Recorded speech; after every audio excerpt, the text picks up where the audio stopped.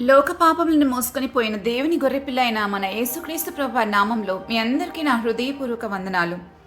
ఈరోజు మన ధ్యానం మత్తయి సువార్త 9వ అధ్యాయం 27 నుంచి 38 వచనాల వరకు. 27 నుంచి 31 వచనాలు చూస్తే అక్కడ యేసుప్రభు వారి ఇద్దరు గుడ్డివారిని బాగు చేయడం చూస్తాం.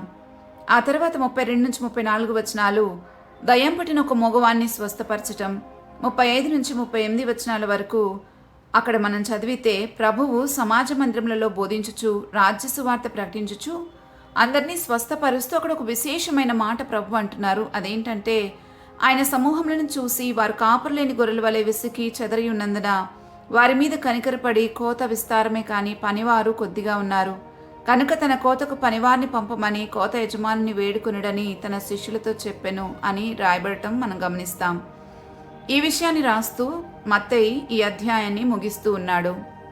ఈరోజు మన ధ్యానంలో మొదటిగా గుడ్డివారిని గురించి చూస్తూ ఉన్నాం. వారు యేసుప్రభువును దావీదు కుమారుడని పిలవటం గమనించవలసిన విషయం. వారు శారీరకంగా గుడ్డివారే కానీ ఆత్మీయంగా గుడ్డివారు కారు. వారు ఈయనే మెస్సయ్య అని గుర్తించారు. అక్కడున్న చాలామంది యేసుప్రభు బోధలు విన్నారు, ఆయన చేసిన కార్యాలు చూశారు, కానీ ఆయన ఎవ్వరూ గుర్తించలేకపోయారు. నేడు మనలో చాలామంది ఇలాగే ఉన్నాం. కానీ ఆ గుడ్డివారులిద్దరూ కరెక్ట్గా ఐడెంటిఫై చేశారు. వారెవ్వరూ గుర్తించిన విషయాన్ని ఇద్దరు గుర్తించారు. గుర్తించడమే కాదు, ఆయనను అక్కడ ప్రకటిస్తున్నారు. ఈయనే మెస్సయ్య, దావీదు కుమారుడా అని ఆయనను పిలవటం మనం ఇక్కడ గమనిస్తున్నాం. అలా పిలిచి మమ్మల్ని బాగు చేయమని అడుగుతూ ఉన్నారు. అక్కడున్న చుట్టుపక్కల ఉన్న ప్రజలందరికీ వారి విషయాన్ని ప్రకటించటం అది గొప్ప విషయం. ప్రభు కూడా వారిని నేను ఇది చేయగలనని నమ్ముతున్నారా అని అడిగి వారికి నమ్మకం ఉందని ధృవీకరించారు. అందుకే మనం జీవించే ఈ జీవితం వెలిచూపు వలన కాదు కానీ విశ్వాసం వలననే అని పౌలు కొరింథీయులకు 2వ పత్రిక రాస్తూ 5వ అధ్యాయం 6వ వచనంలో చెప్తున్నాడు. పైనుండి మనం ఏమి పొందుకోవాలన్నా మనకు కావాల్సింది విశ్వాసమే. ఈ లోకంలోని పరపతి, డబ్బు, మన టాలెంట్స్ ఇవేవి కావు. మనం దేవుణ్ణి ఎంత బాగా అర్థం చేసుకుంటామో అంత బాగా దేవుని దగ్గర నుండి మనం ఏదైనా పొందుకోగలుగుతాం. శరీరంలో ఎలాగున్నా, అవయవాల్లో లోపమున్నా ఇవేవి మనకు పరలోకానికి చేరుకోవడానికి అడ్డుపడవు, కానీ ఆత్మలో లోపం సౌభాగ్యవంతమైన జీవితాన్ని ఇవ్వలేదు, నిత్య జీవాన్ని అస్సలే పొందుకొనివ్వదు. ఈ గుడ్డివారు వారి భౌతిక నేత్రాలు పనిచేయకపోయినా ఆత్మనేత్రాలు చాలా చురుకుగా పనిచేస్తూ ఉన్నాయి. అందుకే అక్కడ చుట్టూ ఎందరూ ఆయన కార్యాలు చూస్తున్నా ఆత్మీయ గుడ్డితనంతో ఉండి ప్రభువుని మెస్సయ్యగా గుర్తించలేకపోయారు, కానీ ఈ ఇద్దరూ గుర్తించగలిగారు. మరి ఆత్మలో మనమెట్లా ఉన్నాము? విశ్వాసం వలన బ్రతుకుతున్నామా లేక వెలిచూపు వలన బ్రతుకుతున్నామా? వెలిచూపు వలన బ్రతికే వారు ఎలా ఉంటారంటే రేపటి గురించిన భయం వారిని రోజు చాలా ఒత్తిడికి గురి చేస్తుంది. రేపు మన ఆహారం ఎట్లా, రేపు మన పోషణ ఎట్లా, రేపు మన మెడికల్ ఎక్స్పెన్సెస్ ఎట్లా, ఇలా రకరకాలుగా వారి ఆలోచనలన్నీ కూడా తర్వాత తరాన్ని గురించి కూడా ఆలోచిస్తూ భయపడేవారు ఎందరో ఉన్నారు.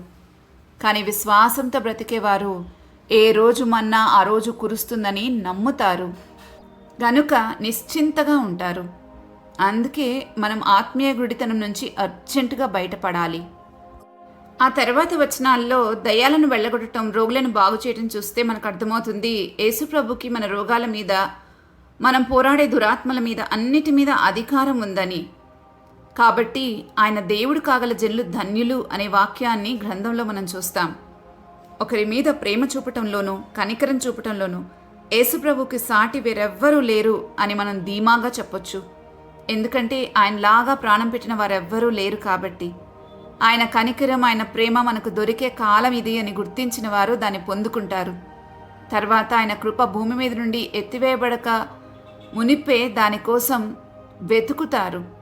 ఆయన్ని వెతికి కనుగొంటారు. ఆ తర్వాత మనం ఎంత వెతుకులాడినా అది దొరకదన్న సంగతిని మనం ముందే గ్రహించాలి. ఇంకా ఆయన సమూహంలను చూసి కాపర్లేని గొర్రెల వలె చెదిరి ఉన్నారని వారి మీద కనికరపడి ప్రార్థన చేయండి కాసేపని వారి కోసం అని ప్రభువు అనటంలో నాకు ఒక విషయం గుర్తొస్తుంది. ఏదీను తోటలో తండ్రి అయిన దేవుడు ఆదాము దగ్గరికి తను సృష్టించిన ప్రతి జీవిని తీసుకుని వచ్చి వాటికి పేర్లు పెట్టే బాధ్యత ఆదాముకిచ్చినట్లే ఈరోజు యేసుప్రభు కూడా తనతో పాటు పనిచేసే వారి కోసం పిలుపునిస్తూ ఉన్నారు. దేవుని పనిలో ఆయన మనల్ని భాగస్వాములను చేయాలని ఆయనకెంతో ఇష్టం. మనల్ని తనతో సమానంగా చూసుకోవాలని మన దేవునికి ఎంతో ఇష్టం. ఆ భాగస్వామ్యం తీసుకోవటం మరి మీకు ఇష్టమేనా? నేను ప్రజల బాధలు చూస్తూ ఉన్నాను. వాళ్ళ అశాంతిలో, అజ్ఞానంలో, పాపంలో, నిస్సహాయతలో బ్రతికిపోతున్నారు. కానీ వారిని నా దగ్గరకు తేవడానికి నేను నీ సహకారం కోరుతున్నాను.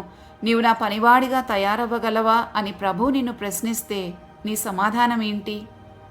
ప్రభా, నేను సిద్ధంగా ఉన్నాను, నన్ను పంపు అని అనగలవా? నీతో కలిసి పనిచేయటం నాకు ఇష్టమే అని ప్రభుతో చెప్పగలవా? ఈ పని ద్వారా అనేకుల ఆత్మను వెలిగించబడిన దాన్ని కొనసాగించడం కోసం పనిచేస్తూ మనతో కలిసి అనేకులు నిత్య జీవానికి నడిపించే పనంటే మరి నీకు ఇష్టమేనా? దేవుడు ఎవరి చేత బలవంతంగా ఏది చేయించుకోడు. మనకిష్టమైతేనే తన పనిలో మనల్ని భాగస్వాములను చేయగలడు. జీవితం అంతా మనం తీసుకునే నిర్ణయాల మీదే ఆధారపడి ఉంటుంది. ప్రతిదానికి మినిమం 2 చాయిసెస్ ఉంటాయి, మ్యాక్సిమం అయితే ఇంకా ఎన్నో ఉంటాయి. కాబట్టి జాగ్రత్తగా ఎంపిక చేసుకుంటేనే మనం తీరానికి చేరుకోగలుగుతాం. ఈరోజు నీ నిర్ణయం ఏంటో ప్రభువుకి నువ్వు తెలియచేస్తే ప్రభు దాన్ని స్థిరపరచగలుగుతాడు. ప్రార్థించుకుందామా? ప్రభా, మా ఆత్మీయ గుడితనం నుండి మమ్మల్ని కాపాడి నీ పనిలో మేము కూడా భాగస్థులము కాగల మనస్సు మాకు దయచేయమని వేడుకుంటూ ఉన్నాం. మీరు మమ్మల్ని ప్రేమించిన విధానం చాలా చాలా గొప్పది. ఎన్నటికీ దానికి సరిపోయే వెల అయితే మేము చెల్లించలేం. కానీ జీవితమంతా మా రక్షణ పాత్రను చేత పట్టుకొని నీ కృతజ్ఞతాస్తుతులు చెల్లిస్తున్నాం. నిరంతరము స్తోత్రార్హుడమైన నిన్ను మా దేవునిగా కలిగి ఉండటం మా భాగ్యమని నిన్ను స్తుతిస్తున్నాం.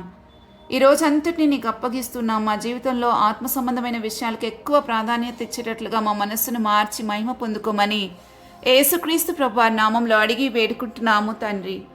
ఆమెన్. రేపటి ధ్యానంలో మరలా తిరిగి కలుద్దాం. అంతవరకు దేవుని కృప మనందరికీ తోడై ఉండును గాక. ఆమెన్.